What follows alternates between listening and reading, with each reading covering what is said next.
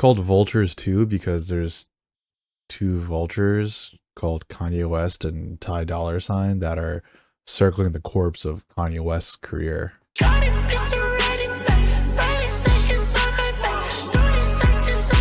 Where does one begin when reviewing a Kanye West album in 2024? At this point, everyone's kind of already made up their mind about Kanye West, and while I want to avoid speaking on his life, it seems almost impossible to not at least comment on it. I will say this, despite Kanye's controversies, I am genuinely saddened by his struggles with mental health and the sharks that encircle him to use him for fame, clout, and money. I do genuinely wish the best for him, as early in his life, he's had really profound impacts on not only the Black community, but music listeners as a whole. That being said, his music nowadays really does reflect his mental state. Erratic, chaotic, nihilistic, egotistical. You can separate Kanye's discography into three distinct eras. There's everything from the beginning of his career up to, I would say, the life of Pablo, his meteoric rise by delivering us cutting-edge music and his brilliance with some of the best hip-hop has to offer, followed by the more tumultuous era with the life of Pablo to Donda, where he's dealing with his declining mental health, increasing amount of controversies, and degrading music quality. And then from Donda to now with the release of Vultures 2, now post-cancellation and infamously controversial. I don't have a hot take about Vultures 2. Unfortunately, that doesn't make for good YouTube, right?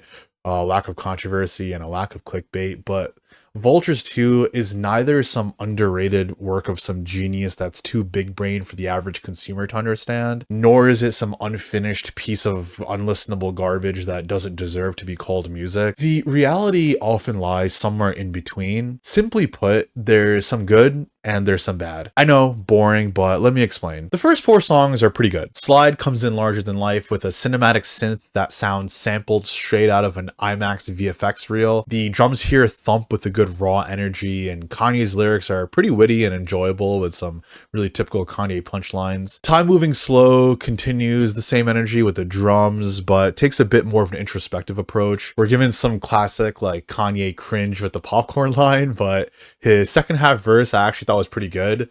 About like not letting other people drag him down, but the hook leaves a lot to be desired for me. The whole thing comes across a bit awkward and contrived. It's an okay, if not a bit forgettable of a song, but then things pick up pretty quickly again with the posse cut Field Trip, which has Don Toliver, Playboy Cardi, and Kodak Black on it. I absolutely love the instrumental here. It's lush but dark, aggressive but occasionally comes up for air. The chorus absolutely slaps with some really good harmonization between Cardi and Toliver. I could probably have done without the Kodak Black verse.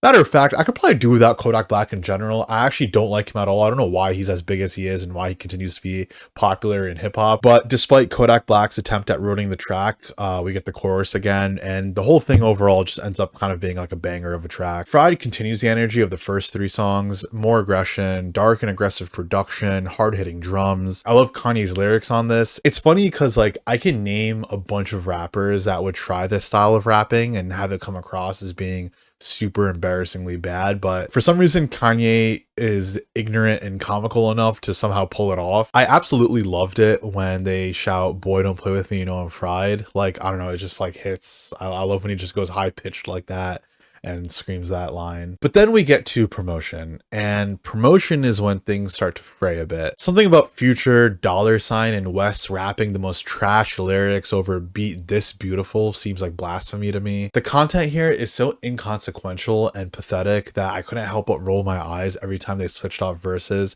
to somehow one-up ways to talk about stealing people's bitches. And then we get to Husband, which is like comically bad and honestly one of Kanye's worst songs ever. Whatever this singing cadence is should be considered a crime, man. Like, it actually felt like my skin was crawling while listening to Kanye West in this like really low ASMR voice talk about how you should let your husband touch you and kiss you and rub you, and legit felt like registered sex offender vibes. Like, just this is like offender type shit. Lifestyle rug pulls you halfway through the song because it's like this sex pest that got off with a light sentence shows up outside your fence while you're trimming the hedges again. Like, I actually genuinely cannot believe we got Husband part 2. Like, he ran it back in the next song. Like, dude, I just can't get rid of this verse. It's like literally in my head. It's like stuck in my head in the grossest way. That being said, Lil Wayne gives a pretty decent verse, and that's about all I have to say about Lifestyle. And then like the rest of the album kind of just ebbs and flows with varying degrees of things being okay to bad to worse. There's segments of songs here that are okay, like Bomb has a fun beat and it's cool when his daughter is saying like bum bum bum, but then she starts speaking in Japanese while West hums an auto-tune in the background. Again, I was legit cracking up the whole time, and like not in a good way, like what the actual hell is going on in this song. 530 is horrendous, would be the worst song off the album if Husband didn't exist. It's Kanye's attempt at being vulnerable, but like in a really weird, gross way, where he raps probably the most he does in the entire album. And he has lines like, that does it, whoa, well, that did it, that gets it, no, that did it, mad with it, I thought that we had did it. And everything they said it was, everything they read it was. I don't know how bad it was. I don't know how I forget it does. I don't know how I forget it does. Listen, I don't particularly care if an artist is like super lyrical or whatever. Like, you know, I usually take the music as a whole package, but my lord, this gotta be some of the most trash lyrics I've ever heard on an album. And it's not even trash in like a fun, again, like I always use Playboi Carti as my like peak lyrics don't matter hip hop artist.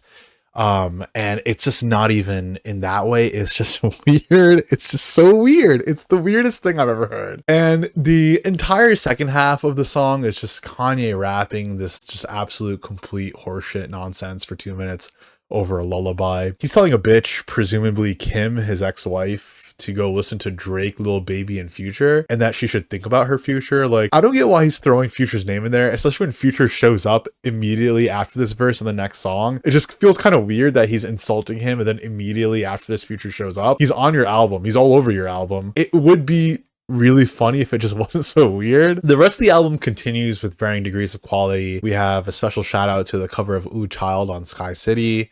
Don't know what they're doing with that one. It's just, again, just weird and just inconsequential. And ultimately, the real thesis of Vultures 2 is that the worst part of the album is Kanye West himself. The beats and instrumentals remain pretty high quality. Like, no joke, this man will probably continue being an utter genius when it comes to production. I imagine an alternate future where after Kids See Ghosts, Kanye never drops a verse again and instead produces for people and gets like a second legendary career as like an super hype like producer and sound engineer. This is my Marvel multiverse headcanon where like I often dream that, you know, Kanye West never says any of the stupid shit that he says and just becomes this like absolute demon on like, you know, just the production side of things. But alas, this is what we're left with in the real world. And as it is with Kanye, whether it's in the media, whether it's through his music, things always quickly go downhill when Kanye opens his mouth. 75% of the performance by Kanye on this album is borderline unlistenable. All this being said, I have left out one song, and that song is River. And to me, River is a genuinely amazing song and probably the highlight of the album for me. Thug absolutely floats on the beginning, giving probably the strongest verse on the entire album. Kanye's verse is pretty good too, actually, and I kind of love the Free Larry, Free Young Thug refrain that shows up multiple times. The beat switch is phenomenal, and the song rounds out with a really heavenly outro by Ty Dolla Ign and I think Charlie Wilson. The song gives me the same vibes as Hurricane off of Donda, and I really did love that song as well. It just proves that Kanye is at his best when he kind of incorporates the more religious side of things. Perhaps we treated Jesus is King a little too harshly. Yeah, all that being said, Vultures 2 proves again what we all know about Kanye West, and that is that the best and worst thing about Kanye West